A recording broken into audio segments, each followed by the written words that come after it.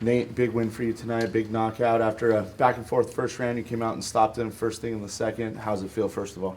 That feels great, man. Yeah, I'm just really excited, and I really believed it. I know I was on a bad run there, but I was like, man, I really feel good in the gym, and I feel like I just feel like I could go in there with anyone, honestly, and I think it really it came out in the fight today. You've been around this game for a long, long time. Is it tough to not give up hope if you have a couple tough losses? You feel like you feel you had it still, but you still have to prove it, right?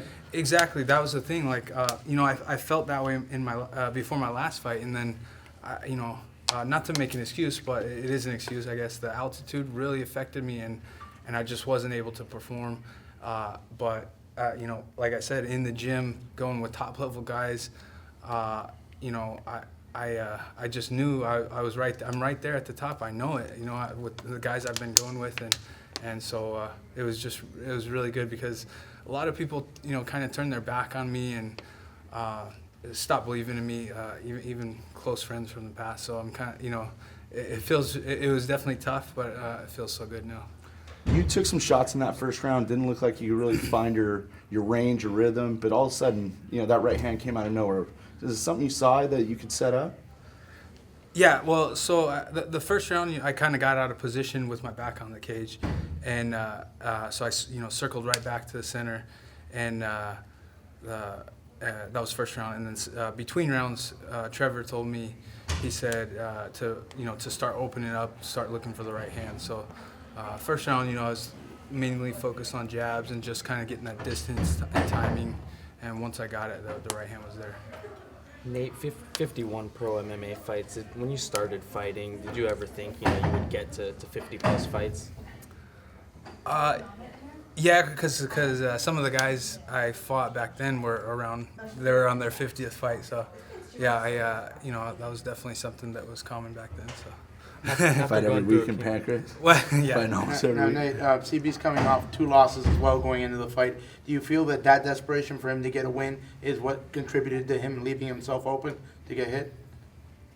I don't know about that. He I feel like he fought pretty smart. He was pretty conservative. I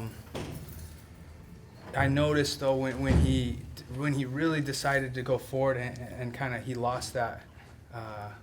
He was more open when he was aggressive going forward. When he was conservative, he was actually pretty hard to touch. Like I'm surprised because I spar with a lot of really fast boxers and I'm good on the distance and stuff.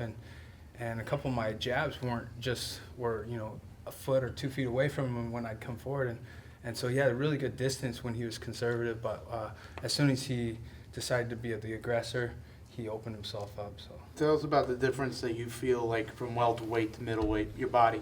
How do you feel? For me, it was kind of like a downhill spiral with being at welterweight.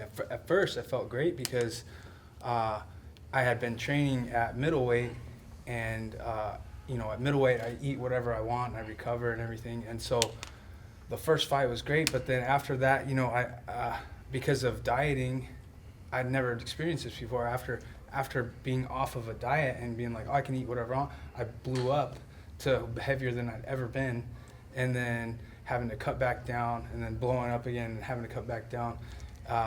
And then also the other problem is when you're dieting and you're training, you're not allowing yourself to train at 100% of your potential because you're malnutrition basically. So. Training wise, I feel way better, and so the weight cuts, secondary issue, the weight cut the week of the fight, I feel great, and I can see other guys that are kind of miserable, and third issue is there's a thing called cerebrospinal fluid that protects your brain from concussions, and when you cut a certain amount of your body weight, you can't completely rehydrate. And if that fluid doesn't completely fill back up, you're a lot more susceptible to concussions. And so I definitely feel better at 85. You had success for so long, and then you went through your slump. Do you attribute that to something about you, or that your opponents were getting better, or the sport was evolving? How did you see that? I see. For me, it's all about me because the things I do and don't do, and if I go in there with a good mindset, that's half the battle right there.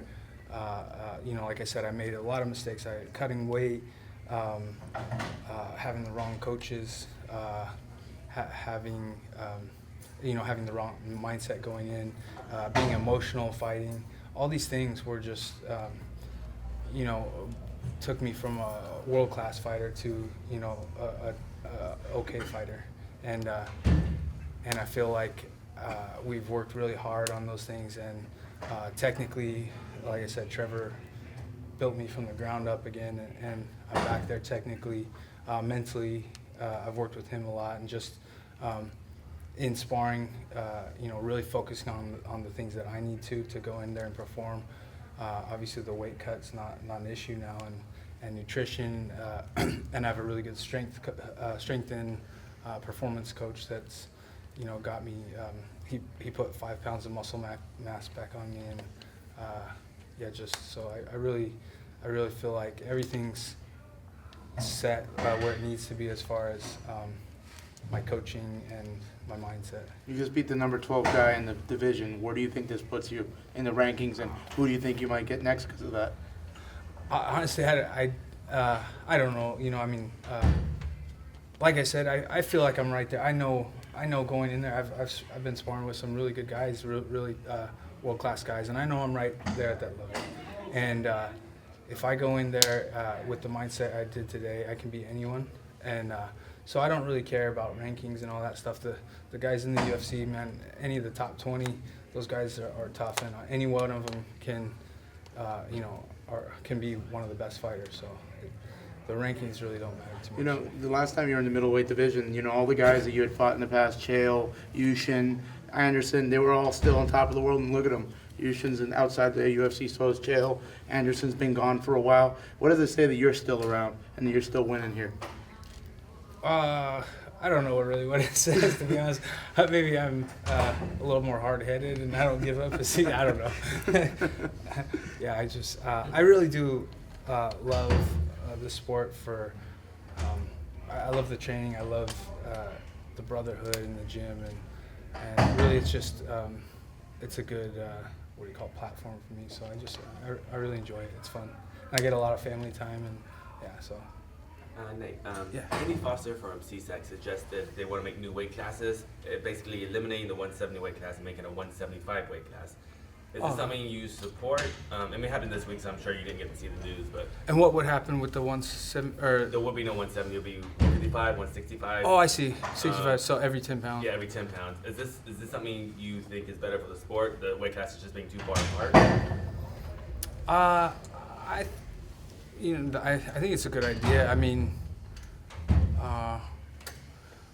I'm sure there's guys. Yeah, I think like some of my buddies thinking about them. I think it would be good for them to have a 75 class because they're cutting down to 70, and that last 5 pounds can really be dangerous. I think one guy just recently passed away, right? Is that one right? FC. Yeah. So and guys have known for years, for the whole time that cutting too much weight is dangerous. It's dangerous, and then also, we're not in there just wrestling. You're getting hit, and like I said, the concussion issue, it can be dangerous. So. That concussion thing that you mentioned, is that something that you learned just throughout your time in MMA, or did you do that research yourself? Somebody come up to you and kind of tell you that? Yeah, I did the research because when I'd never been knocked out before in my career, and then at 170, and it was weird because like in the gym I could just take punches, and I'd spar with boxers and stuff, and I take a punch pretty well, but then I'd never had that happen before. So I looked into it and I was like, man, what's going on? And so I found that, and then I've had other I've talked to neurosurgeons that obviously agree with it. So Talk to us about the after effects of getting knocked out. Like, did you experience them, concussion symptoms and all this? I never did. Thank God. I never had anything lasting. But also I was really smart about it. Like I didn't go right back to training. I took probably a good month off of training, and then even from sparring, I don't think I sparred for I don't know how many, like several months, because I wanted to make sure that I was healthy so that I wouldn't do more damage, you know.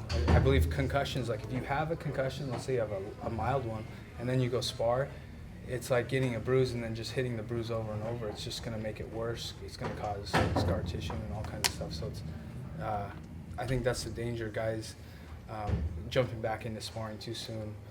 I really think those, what do you call them, the medical suspensions, I think those are important, and I think it's important for guys to follow those and not you know, brush them off. They need to take them seriously.